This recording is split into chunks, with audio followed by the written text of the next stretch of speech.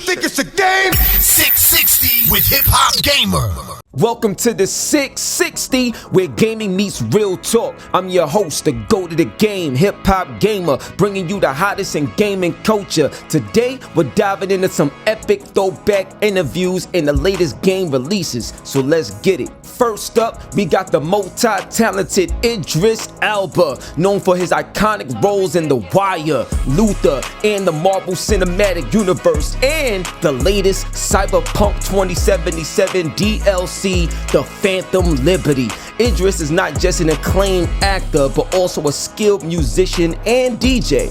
In our interview, he shared insights into the parallels between storytelling in film and video games, and how both mediums can captivate audiences in unique ways. Check it out. All right, cool, perfect. Yo, Idris, this is amazing, man. God bless you and much love, bro. Yo, first question, bro. Like, so Knuckles, you killed it. Like, the performance was fire, son. Thank you. Now, of course, so you're on a journey, you know, you gotta get the emerald and stuff like that. So the question is, who in your life you would consider your emerald that you utilize to help drive inspiration to making the character come to life on screen in such an excellent way, bro?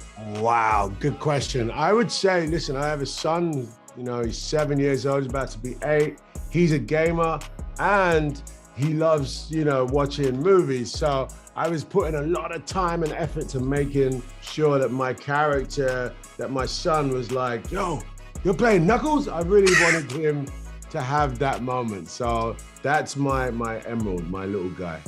Yo, God bless him and God bless you. So next question, bro. Now this is big right here, because I know you DJ, you know what I'm saying? So this is a spin the chain moment right now, bro. I know you love hip hop, so I gotta ask you, as Knuckles, what hip hop artist you feel has the same type of persona that you played as Knuckles in the actual movie? Like, what hip hop artist you would relate to Knuckles? Talk to me. Great question, man. Can I pick a couple people? Like, yes, you can pick a couple. Okay. Yes. Okay, he's a bit like Busta Rhymes, 100%, because he's just like, you know, there's no messing around. It's like, just get in there. He's just getting there, okay? And then at the same time, he's a bit like KRS-One. Oh my And God. KRS-One is super intelligent and, you know, really chooses his words. And that's what Knuckles does. Yes, now that's You crazy. didn't expect me to say those two. Yeah, right? I didn't. Busta and KRS-One, that sounds like a potentially another versus to me. So now I gotta ask you this, right? This is crazy. So one of the things I noticed in the movie that was incredible is the way Knuckles and Eggman's relationship started to change once Knuckles started to see who Eggman really was, like, you know, as a person. So what I want to ask you is, how did that energy, you know, the chemistry, performing with a Jim Carrey and everything like that, how did that work behind the scenes to make it work on screen? What was it like working with you? You know, so the way these films are made, because Jim Carrey's performance was all shot before I did my voice with Knuckles. So I didn't really get to, you know, to have that chemistry live in the room. But it was very carefully constructed so that when he spoke, I did my thing. And because all of it's in the script, okay? So all of those beats are in the script. I basically, you know, performed to his live performance on the film. But, you know, cleverly, you know, we paid attention to how he says things and how I say things and making it sound like we're in the same room. It's all movie magic. Yeah, now it's crazy because the way when you watch it, you wouldn't think, yo, that's crazy. So next question, man. Now this is major, right? So I love to see like collaborations on a different scale. So when you look at Knuckles, right? I would love to see how you would take Knuckles' character and go against like another video game. You know what I'm saying? And another character. So who would Sonic and Knuckles go against? You know what I mean? As another video game, because I know you love the games as well. Okay, Sonic and Knuckles, that would be a dope pairing if we went up against, I'd say the Mario Brothers, you know what I'm saying? Like, that would be mad, you know what I'm saying? Like, if they were like, well, first of all, if they were in a, you know, Mario Kart, you know, I think Sonic might have them real quick. But Knuckles, you know, he would just crunch up the ground and just break up the ground so that they would go for all kind of potholes. But, you know, the Marios know what they're doing, so it would be a nice little matchup. Yo, I think that would be incredible to see. So now I got to wrap this up. Final question, man. When you're on set, how has this movie experience helped you to become an even better actor in terms of what you got coming next? 100%. You know, when you do voice work, you really are stretching the muscles because, you know, no one can see your face. So you really putting a lot of the work into the expressions and, you know, and in this case, you know, I had to try and be a little bit funny, you know, but my character's not funny. But I had to try and, you know, stretch that humor muscle. I don't get to do that much comedy. So hopefully this will open up the doors for me to do a bit of funny work. You know what I'm saying? Yo, let's go. So look, that's my time. One love and God bless. This is Idris Elba on your Hot 97 every day. That's my word. God bless you. Take care, bro. Much Appreciate love. you, man. Love. Alright, y'all, let's talk about new games to look out for so far in 2024. We're seeing big titles like Final Fantasy VII Rebirth exclusively hitting the PS5 on February 29th, and the best fighting game ever made, Tekken 8, is already on the top of the charts. Get that now. Prince of Persia: The Lost Crown is an instant hit that you gotta play, and Yakuza is back with the man who erased his name, and the combat alone in that game goes beast mode, period. If you want more immersion, then check out the new VR title, Bulletstorm VR. That action hit different. Hope y'all enjoyed the breakdown. Now keep gaming right here on the 660 extended clip. Let's get it. Next, we got the legendary DJ Kid Capri in the building, a pioneer in the hip-hop scene. Kid Capri's influence spans across decades, from electrifying the crowds in the 90s to shaping the soundtracks of shows like Def Comedy Jam. He dived into the evolution of hip-hop, its impact on gaming, and the undeniable power of music in elevating game experiences. Tune in right now. So, Kid, the first thing I want to ask you, bro, is where did the Kid Capri come from? Like, what made you decide to do that? Because every time, like, we hear that, we already know what's about to go down. We see you rock all the, you know, clubs, stadiums, and everything. But where did that come from? How did you create that? Yeah, I don't, you know, what's a good question. I was doing the mixtapes, and I guess that's where it came from. I guess it was like a little tag or something. I needed a way to say my name, and also on Def Comedy Jam when I got on television. It was just a way of me just saying it, and it just stuck with people. And next thing you know, I was going around the country, and everybody that seen me would say that. It got to the point where I got tired of hearing it after a while, but then I understood. And it just became my tag, man. It's just something that just came out. A lot of things that I say when I'm performing or whenever I'm doing something or recording, a lot of time it be spontaneous. It don't be written.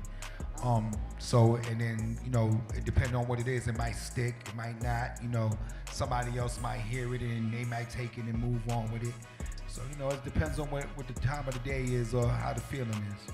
Got you. Nah, I get it. So now, 50 years of hip-hop, you done seen it all, done it all, and still doing more and stuff like that. One of the things that, because we was chopping it up, and you talked about you've been hot for 37 years. I'm going to say that again. He's been hot. He's been at the top for 37 years. Crazy, bro. So I gotta ask you, man, because you got a lot of people that's inspiring to not only be DJs, but to be DJs, to be artists, or just to be great in their craft, period. What allowed you, what kept you grounded, what allowed you to see that big picture so you can last this long and be at the top for this long? Knowing that it's not about me. It's never about me. It's always bigger than me. You know, a lot of times, us as entertainers, we get lost in that. We think that people are doing us a favor by we doing people a favor by being here, when it's the people that's doing us a favor by keeping us here. And you know, I just think like a fan. I think like the person that might not make it. You know, and with that being said, you know, there's a certain kind of energy you treat with people. It doesn't matter what your talent is. Your talent could be your talent, but half of your career is your talent, and half is how you treat people, how you look, your perception. You know, understanding that it's bigger than you. You know, that you're here to do something, and if you could change people's lives, especially people that you never met before, that means everything. That's more than money. You know, I had a dude walk up to me and say, you know, kid, it's because of you I stopped robbing people. I stopped going to people's windows. I followed what you did. And, you know, I was able to create a life for myself and take care of my family. You know, that's more than money. You hear something like that, it's like, you know, you're saving lives out there without even knowing you're doing it. So, you know, it's bigger than me. You know, and that's why I've lasted as long as I've lasted, as strong as I've lasted, because I know that it's not about me, it's about the people. And I always think like the fan, and how would they want to feel if they were watching me, if they were looking at what I'm doing, if they hear me speak out my mouth, how proud I would want them to be of me. You know what I'm saying? So I think like that. Yo, God bless you, man. Yo, yeah, clap it up for that. Like, this is crazy, man. Like it's an honor to be in your presence, like I always tell you, man. So now my next question is, you know, if you look, you know, behind us, you got Street Fighter 6 on that wall. You know what I'm saying? When you look at that, Yeah. Joe, you got Street Fighter 6 on that wall. I gotta tell y'all a true story. So I'll come over to Kid Capri's house, right? Playing Street Fighter 6. I start him on level 1. I was showing him a few things. By the time I left, he literally stood up, did the robot, started doing all this other stuff, bugging out, and he was at level 7, battling Chun-Li and everybody like that, having a ball, like a big kid. Literally, it was great. So well, you got to tell them the right way though. You brought the game in, and I went to level 7 back to back. 1, 2, 3, 4, 5, 6, 7. Facts. Right. So literally, he beat level 1, then went straight to level 2, then went straight to level 3, and he was destroying it. I was like, yo, wait, hold on.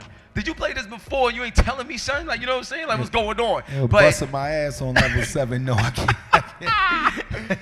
But what I wanted to say, what I wanted to say was just playing Street Fighter 6, because I know, you know, you love games, period. But playing Street Fighter 6 and getting nice and getting, you know, kind of getting addicted to it a little bit. What is your thoughts on the gaming industry overall, and what do you feel Kid Capri could bring to the gaming industry when you see this is such a market that's constantly growing, man?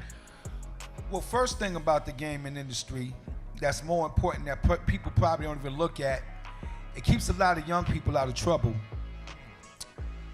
They spend a lot of time, hours at a time, playing these games. And not only that, it's not just playing the games. One thing I learned about it is that I learned a lot of things I didn't know as far as like rosters on sports games. Like I might not have known rosters or rules or stuff like that. And you know, I learned a lot of stuff just in that spectrum. But on another level, it kept a lot of people occupied and out of trouble and out of the wrong things, you know, the youngsters, you know.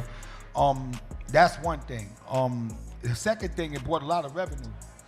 Facts. A lot of revenue. Super facts. To hip hop, because if you listen to a lot of these games, a lot of hip hop music is on these games. If you listen to Grand Theft Auto and, you know, all these different games that's out, they have hip hop incorporated in there. So a lot of revenue was made, you know, through hip hop. And you know, and what I could bring to it is music that I produce, you know, music from my album, new music I did, records I did in the past, new music I got coming out, special music that I could do for it. It's not a hard thing to do, especially because I play, you know, the Call of Duties and, you know, all the different joints. So, you know, I don't play a whole lot of different games, but there's certain ones I play and I zero in on, and I listen to the theatrics, everything, the music and everything that's going on. So I know how to get to it. But yeah, it definitely is important if you're using it in the right way. If you're just using it to waste time, if you're not learning nothing from it, and it's just an enjoyment thing, then you might lose. But the whole aspect of it, learning everything about it, and then also the revenue of it is definitely important. So to wrap it up, whether you're revisiting classics or diving into new adventures, there's always something fresh in the world of gaming. Remember to stay true to your roots and keep gaming for real. This is the Go to the Game HipHopGamer signing off from the 660. And remember, character is your currency. We out of here. Peace.